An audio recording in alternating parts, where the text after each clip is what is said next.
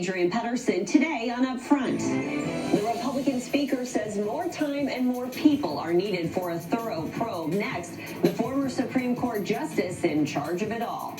My mission is to try to do whatever I can so that going forward, people can have confidence that their vote counts. Plus, masking up is coming back as the COVID variant surges.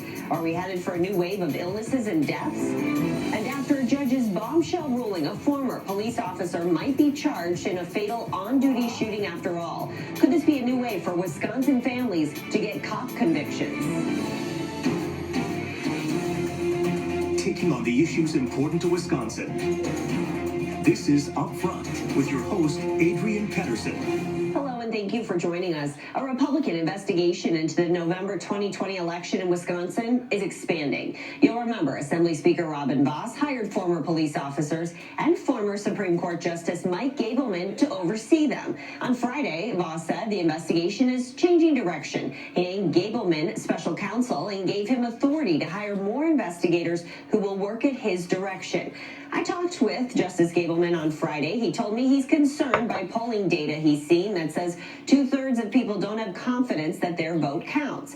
He says his investigation will look at specific issues, including absentee voting. And I know you haven't done any TV interviews on this, so I'm really interested to hear on what this investigation is exactly that you're overseeing. I mean, what will you be doing on a daily basis? There are three general issues that have been publicly reported, and they are concerns about guidance documents that were issued by the Wisconsin Elections Commission, WEC. People refer to it as WEC. So WEC was an entity that was set up by the legislature in 2015 to provide guidance and assistance to our 1,852 municipal clerks across the state. Now, WEC was set up to help, but there have been a lot of concerns publicly registered that WEC, the Wisconsin Elections Commission, which is unelected, has actually become the de facto rulers of our Wisconsin election. What will you be doing in this investigation? Is this looking at voting machines? Is this looking at the laws again? Is this interviewing people? What will you be doing in the investigation? Thank you for bringing it back to that. Now, the first body that I mentioned, the first body of issues relate to legal issues. So interviewing will be secondary. And then the second set of questions relate to private funding of administration of public elections. Now, that may be a little more fact intensive to find out who precisely was running the elections, where the private, and I'm talking about the Facebook money, set out about $350 million across the country, of which 5 of our cities here in the state got the bulk of somewhere between 8 and 10 million. I've been hearing different things. So that implicates legal research about what precisely the interplay between municipal clerks and outside money, private interest money, and people, staff, who are paid not by the people, but by Mark Zuckerberg and his wife. Voting equipment, are you looking at that at all? The third body of issues is very centralized, and that is the machines. What I need to do is take a very hard look at how precisely those machines are supposed to work, and then I anticipate having serious conversations, in-depth substantial conversations with the people on the ground who use those machines and use them to report their official totals to WEC in Madison, which then put out the official state results, and find out, did those machines work as they should? And then there's been a lot of heat generated by places like in Arizona, where they're doing what they call a forensic audit. Will yours be like that? Well, maybe and maybe not, because I've seen a lot of heat generated by what is going on in Arizona. At this point, I am not seeing a lot of light to indicate that anything like what is happening in Arizona with what they're calling a forensic audit.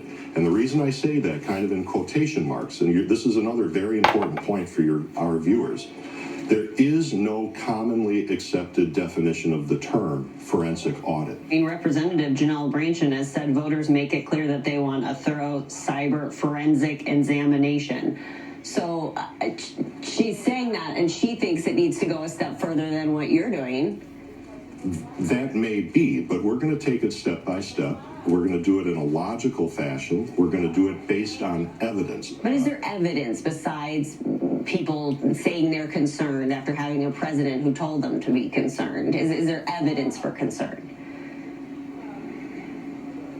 Well, I believe that there's enough to warrant a very thorough examination, and especially so because if a significant percentage, and a majority at that, a 2/3 majority of our fellow citizens, our neighbors, do not have confidence in our electoral process, that's a fundamental problem for the future of our state and the future of our country. I want to talk about the integrity of this investigation. You're saying you want everyone to know everything that you've done. It's been widely reported that on November 7th at a pro-Trump rally, you said, "I don't think anyone here can think of anything more systematically unjust than a stolen election." How do you convince people that you're not prejudging this, that it's a stolen election? No, I didn't say it was a stolen election. I stand by every word that you just, I cannot, and I defy you to think of anything more unjust than a corrupt or unlawful election in a democracy. Whether that occurred here is very much a question to be examined. You don't feel any pressure from Speaker Voss or fellow conservatives to find something here? The very important question that my mission is to ensure everybody that not only is our election system in this state factually honest, it also shall have the appearance of honesty in order to maintain the confidence of the average person whose sole means of affecting change in our society.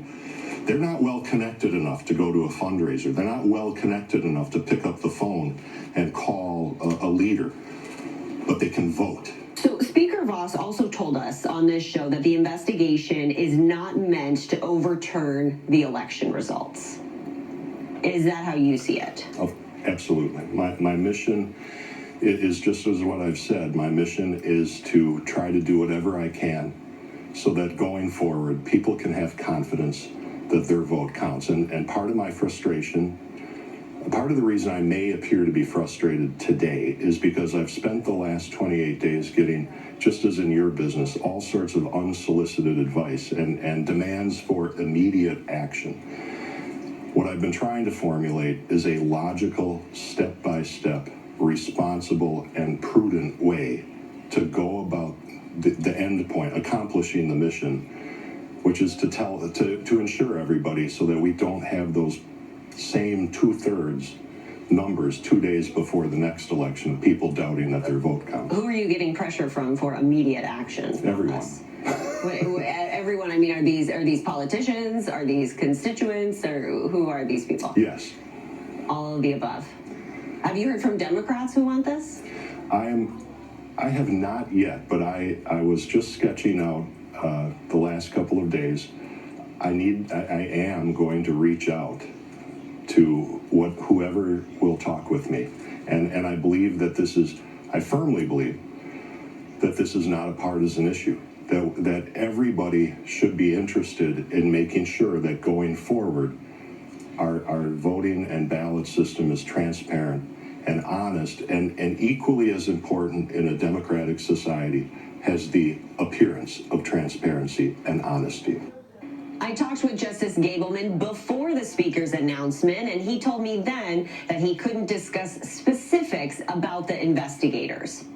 You can see my entire 33-minute interview with Mike Gableman. That's on our website. You can find that at the upfront section of WISN.com. Later, the case of a former Wauwatosa police officer cleared of shooting and killing 3 different